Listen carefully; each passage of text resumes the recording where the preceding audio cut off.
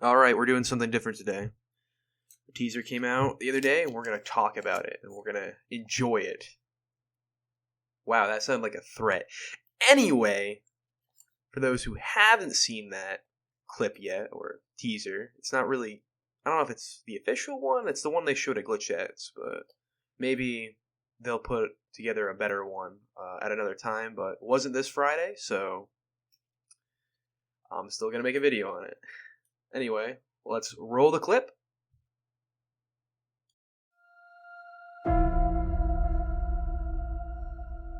We are worker drones.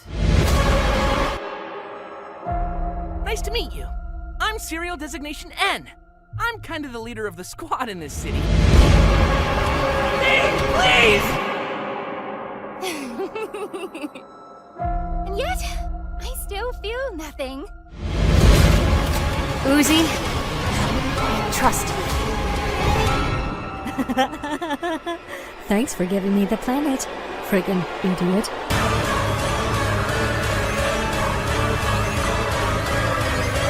This is the only clue to what's wrong with me! No! Babe! We need you! You said you could control the Sentinel! It's okay, N. I haven't been honest with V yet. You didn't have to see this. Are you gonna leave me? What did she tell? Babe! Come on! Babe! All I know is I need you to figure things out together.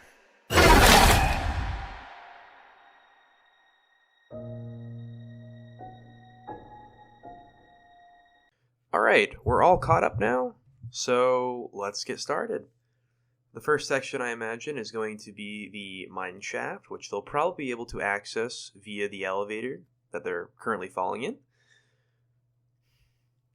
Imagine falling in an elevator for 7 months, because it's going to be 5 more until the first episode can possibly release, because, yeah, March is the soonest. March is the first month of spring, right? Yeah, it is. Anyway, it's this area that they're going to get separated, or Tessa's going to get separated from Uzi because she goes off on her own. You can actually see her hand on Nori's locker, and also you can see Nori's locker in this teaser. For those who missed it, it was rather quick. And something actually really cool about that is the next scene is the core collapse. In fact, it literally phases into it, so that could signify that Nori caused the core collapse. Or maybe this is just the team misleading us, or Liam misleading us. Sounds like something he would do. Anyway, past the mine is the church, which I'm guessing is constructed by the drones that were infected with the Absolute Solver, but if not, I have a whole lot more questions now. Is there a cult?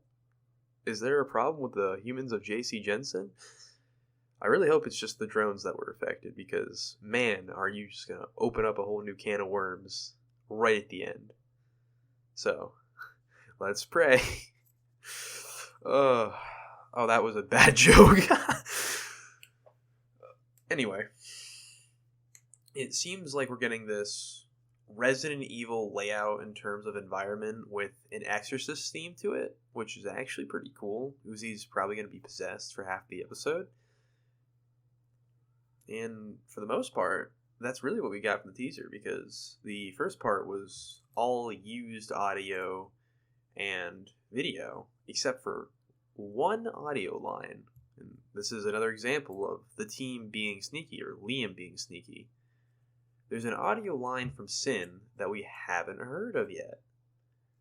And it's ha-ha in a normal voice, not in Sin's voice, and it turns into Sin's voice. She says, "Thanks for giving me the planet, freaking idiot."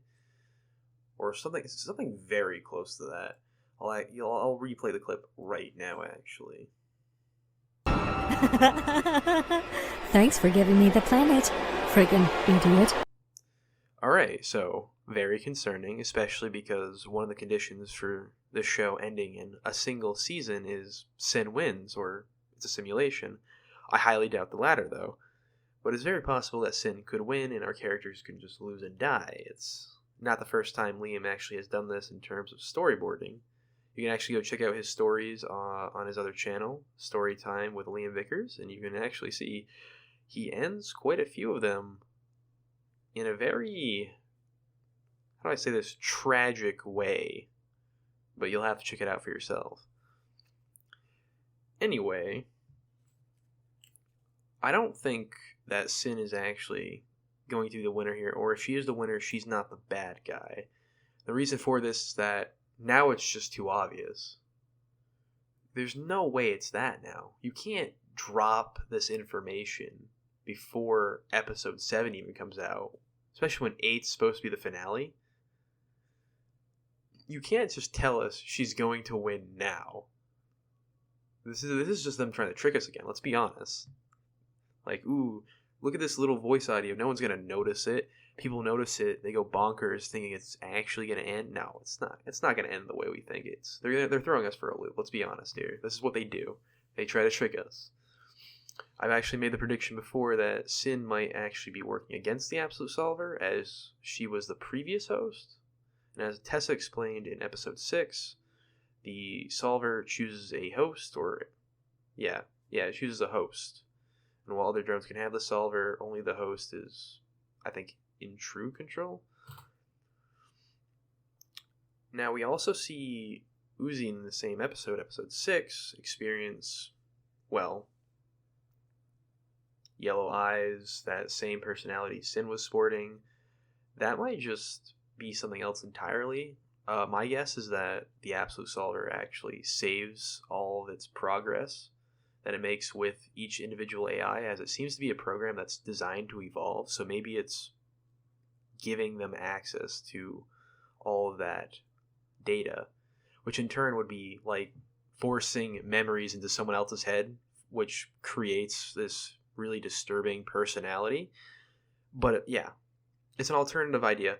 Also, another thing you have to look at is it starts off with a normal laugh, meaning that she's pretending to be someone, she's impersonating someone. This might be one of those really messed up scenes. I actually think that Sin might pretend to be Nori to get Uzi to do something, and then reveal that it's Sin. You know, it's herself. She was faking it. That's what that audio line sounds like to me, because there's no way she goes from normal laugh to distorted voice without a good reason. And yeah, that's really what I was able to pull from the trailer. I'm really excited. I can't be too excited because the weight's just gonna hurt that much more. Yeah.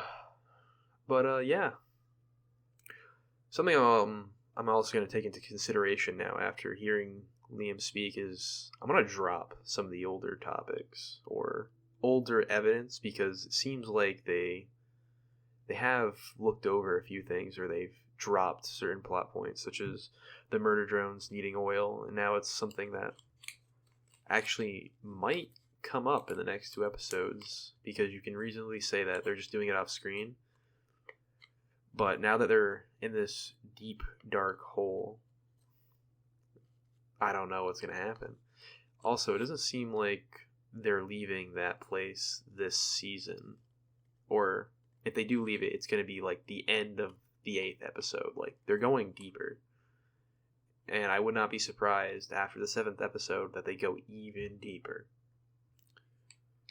In fact, there's definitely going to be a turning point here. A decision that has to be made. Buy in, because who else, right? And that's whether or not he's going to kill Uzi. It seems like the whole exorcist charade with the church is going to lead up to that question. Like, is she too far gone? Do I have to make that decision? It's something you have to sit and think about. Will he do it is the better question. Another prediction I made in my prediction video, my speculation what's going to happen, is that shortly after killing Uzi, he will find the cure to her problem, or the solution to helping her, which just makes it that much more tragic.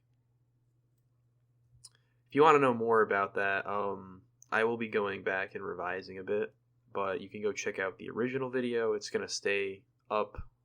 It's also going to stay in the playlist of relevant theories still, because there's still a lot that I talked about that can still be relevant. It's not exactly disproven. The only thing that's disproven is time and location of each event, which, well, that's kind of a given at this point. But yeah, that's it. I think we're good. Oh, well, I mean, we could actually mention Elder Lich V, or V in general. I don't know if she's actually going to appear in episode 7. I always assumed that she would just show up in episode 8, maybe? I also don't know where shipping's going. I assume it's going to be one of those things where we don't really care about the romantic relationship, but just caring about each other in general seems to be the route it's going. The wholesome route. The route that people actually want to see, and not just, let's get all the giddy romance out there. No, don't care for it. Especially the setting. They're clearly going through something. You can't really get romantic there. You're just gonna really just want that wholesome respect for one another. Anyway, now that I've made myself a hole here and I really don't know where I'm going with this, let's just say V will probably show up as an ally or an enemy. However, she'll still be on N's team, as Uzi does have administratorship over both of them. So this might be one just jumbled up circus show. You really don't know where this is going. And I personally cannot wait to see where it does go. This could be so weird, because Tessa might end up teaming up with Doll to stop our trio, and might come to his senses, or might side with them. I really don't know. There's so many factors to take in. Well, you know what? That's the end of this video. I'm gonna just take time and look into this more. This was just that, short update video to giving you guys an idea of what we're gonna talk about in the future, what's on the table, and yeah, that's it. Enjoy. I'll see you all next time.